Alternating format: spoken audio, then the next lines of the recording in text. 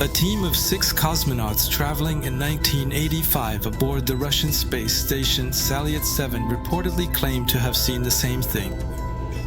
They saw an orange cloud appear around the station, a strange cloud, a blinding light. Suddenly, they saw 7 strange life forms, extraterrestrial life forms, right in front of them, floating in space, just outside their window. A group of luminous angels with wings as wide as airliners.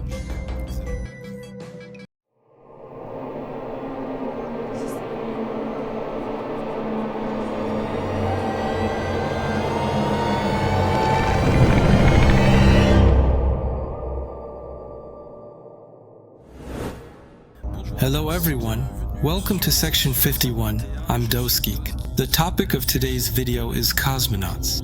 That is to say, Russian astronauts who are said to have witnessed angels, visions of angels in space, and who reportedly heard telepathic messages and strange melodies during their time in space. What's very interesting is that this could have actually happened. We're on the website news-intact.com, dedicated to ancient files, meaning ancient files about ancient astronauts.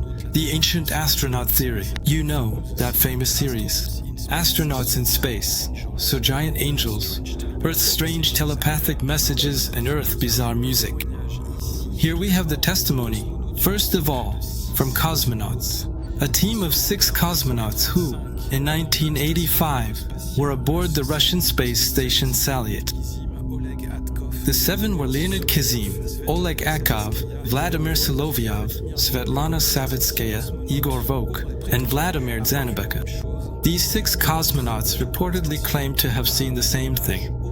They saw an orange cloud appear around the station, a strange cloud, a cloud of gas that completely obscured their view from the station.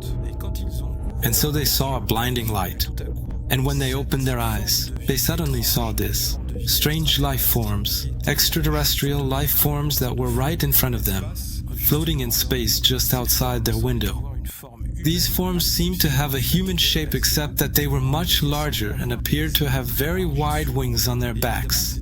And obviously they were surrounded by a kind of luminous halo around their heads, as you can see in this article from that time.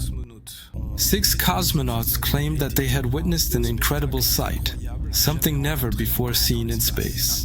A group of luminous angels with wings as wide as airliners. Once they reported this account back on Earth, they were required to undergo a psychological evaluation and medical tests, all of which came back negative. They seemed to be in perfect control of all their faculties, of all their senses, when this phenomenon appeared. According to the article, these encounters with angels in space don't stop there, since some researchers, using the Hubble telescope, may also have spotted these angelic forms with wings before the cosmonauts encounter in space. And that's the case, for example, with John Pratchett, an engineer on the Hubble project, who claims to have witnessed this experience, stating that he saw these forms with his own eyes. And according to him, these forms measured about 20 meters long, with wings as wide as those of a commercial airliner, once again. And then, there are 2 other astronauts who reportedly heard voices, and these voices supposedly told them telepathically about how the ancestors of humans came from a very distant planet, and that these astronauts were not in danger and would return to Earth safe and sound. We have, for example, these 2 videos on the History Channel and on ABC News. These 2 videos are reports and interviews that recount these events, showing testimonies from astronauts and cosmonauts who talk about these phenomena. If major channels like the History Channel or ABC News are reporting on these events, then there must be at least some truth to them. In these testimonies, it's starting to get interesting, and in a way, it's starting to become a bit more serious. And I don't see why astronauts or researchers, who are supposed to be professionals, who try to be fairly objective, and who are basically scientists, I don't see why they would say nonsense, why they would tell lies.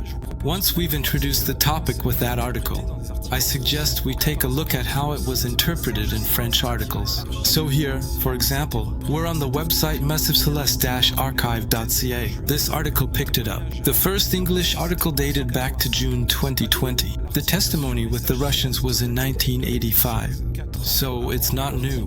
The article on Message Celeste dated back to 2016, for years before the English article. According to this article, the cosmonauts weren't allowed to talk, but Putin said he was going to do it. Fatigue and stress resulting from extended stays in space seem like good reasons to suffer from hallucinations. But did the Russian cosmonauts aboard Salyut 7 really see angels? Long-term stress could certainly explain what happened to the first cruise. However, it was only shortly after the arrival of the second crew that the angels appeared again. How could this second crew, the 6 cosmonauts we just talked about, how could this second crew have suffered from an extended stay in space when they had just arrived? So, for now, no valid explanation has been provided for why this second sighting occurred. That's interesting. September 2024, the James Webb Space Telescope detected a huge object some 10 light-years from Earth, and we're on its trajectory. What if our past held the key to our future? For millennia, ancient tales have spoken of the Anunnaki, mysterious beings who shaped humanity before disappearing. An unknown object, regularly changing trajectory, and seemingly heading inexorably towards Earth, and some believe it heralds their return. Are they the Anunnaki, or a completely different extraterrestrial race? Will they come as enlightened guides or ruthless conquerors? Through a fascinating analysis blending mythology, science, and ufology, this book explores the possible scenarios of an imminent contact that could turn our destiny upside down. Are you ready for first contact? In July 84, so here, we're no longer in 85, he tells us July 84. Apparently, we're not really sure about the year, but if we do some research, I think we can actually find out the exact date, whether it's 84 or 85. The Russian cosmonauts aboard the Soviet space station Salyut 7 were on the 155th day of their mission. It was also the day when this crew reported seeing strange lights and beings. And according to Commander Oleg Atkov and cosmonauts Vladimir Solovyov and Leonid Kizin, the space station was completely bathed in a hypnotic orange light. It came in from outside the space station and seeped to a completely opaque wall. For a brief moment, the orange light was so dazzling that it blinded the crew. When they regained their sight, each of them looked out the portholes to find the source of the light, thinking it might have been an explosion. They knew that Salyut 7 had experienced fires before, but what the crew saw was even more incomprehensible than the orange light. All the cosmonauts described seeing the faces of 7 angels floating near the space station. They told ground control that the beings looked humanoid. The faces and bodies seemed human,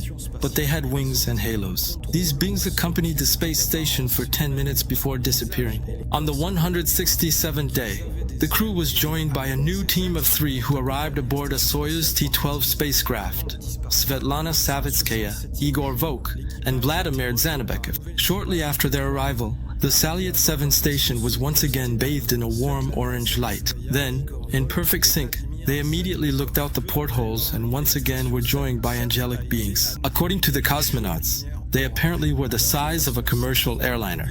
That's pretty huge.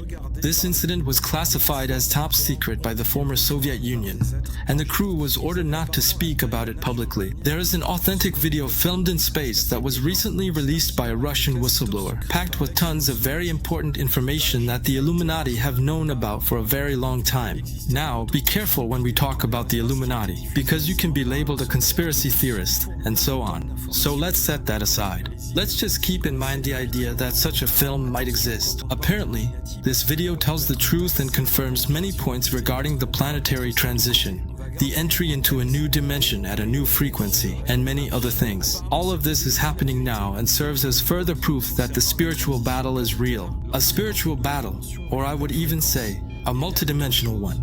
According to the article, this has been a long, ongoing battle between the bad guys, also known as the Illuminati, who have infiltrated and taken over our planet, and the good guys, whose struggle is still going on to this day. I think that's a bit of an oversimplified summary, and it's a bit hasty to make such a judgment. On one side, there are the bad guys, and on the other, the good guys, and it's always about bringing it back to the Illuminati. Still, I think the topic is interesting, so let's keep going. This has been a long-known secret that has been hidden from the public.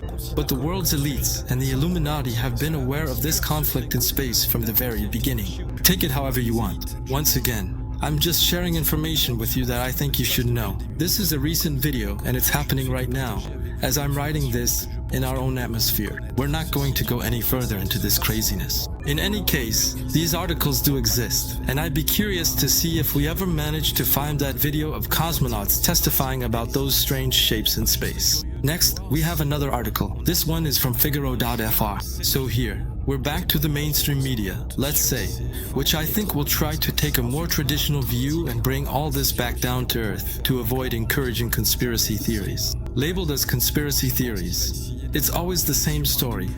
Because as soon as you try to think differently or approach things from another angle, the mainstream system can accuse you of being a conspiracy theorist. Published on February 22nd, 2016, by Le Figaro and the AFP agency. Strange music heard behind the moon by Apollo 10 astronauts. This adds to the other accounts just before, from cosmonauts and astronauts who saw things in space. Nearly 40 years later, NASA released the recording of space music heard by the Apollo 10 crew in May '69, during their flyover of the far side of the moon. The strange lunar melody was presented Sunday night on the American cable channel Discovery, as part of a series called NASA's Unexplained Files. The audio recording, which lasts almost an hour, was recorded and transmitted in May '69 to the Control Center in Houston, Texas, in the southern United States, where it was transcribed and archived. So it took nearly 40 years for NASA to declassify this recording. The three astronauts of the Apollo 10 crew, the commander Thomas Stafford, the command module pilot John Young, and the lunar module pilot Eugene Cernan, were carrying out the dress rehearsal flight before the first moon landing, or supposed moon landing for some, on July 20th, 1969, during the Apollo 11 mission, which made Neil Armstrong the first man to set foot on the lunar surface. Do you hear that? That whistling, said Eugene Cernan on the recording. It's really some weird music. As the spacecraft flew over the far side of the moon at an altitude of 1,500 meters, cut off from all radio contact with Earth, he heard this music.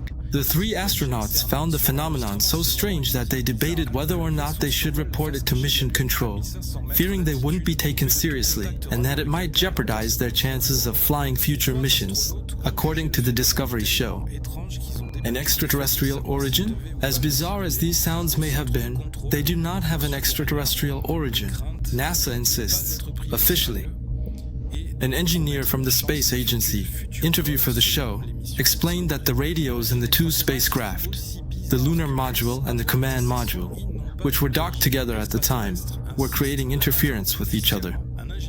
This explanation is questioned by astronaut Al Wardens, command module pilot of the Apollo 15 mission. Speaking on the same show, he said, "Logic tells me that if something was recorded out there, there must have been something." John Young made another flight to the moon, where he was able to walk on its surface as commander of the Apollo 16 mission. I have no doubt anymore. The new season of X-Files is definitely underway. I'll stick with Hal Warden's version. According to him, based on his own experience, he says that logic tells him that if something was recorded out there, there must have been, there definitely was something. Why, at that moment, did they hear this music, but not during the rest of the journey in space, whether traveling from Earth to the moon or on the way back? Why did they only hear this music on the far side of the moon? These are always very sensitive topics. We have the official version, and we have accounts that differ. Well, no, we don't really have accounts that differ. We have testimonies, we have credible people saying things, and then we have NASA right behind them trying to calm things down, to ease tensions, and to provide an official version. It's hard to figure out what's true in all of this. And I hope that more and more people will dig into the subject, will conduct serious investigations, and that little by little, we'll reach a system where there are lobbies, where there are people influential enough to force NASA or the officials who hold all these archives, to force them to publicly reveal what really happened and what the operators on site were able to record. It raises a lot of questions and very few answers. I hope you enjoyed this video, that you found it interesting. Thank you all for following us regularly. Thank you for watching this video. Feel free to like it and share it. Don't hesitate to share your thoughts on this topic in the comments as well. Maybe I forgot some things. Maybe I don't know all the ins and outs of this story. Maybe you have information or links that I don't have. Stay tuned, keep yourself informed, and keep watching Section 51. It's very important. Keep watching the sky, keep looking at space. Live long and prosper. This was Dose Geek on Section 51. Big hugs to you all, and see you next time on Section 51. Bye.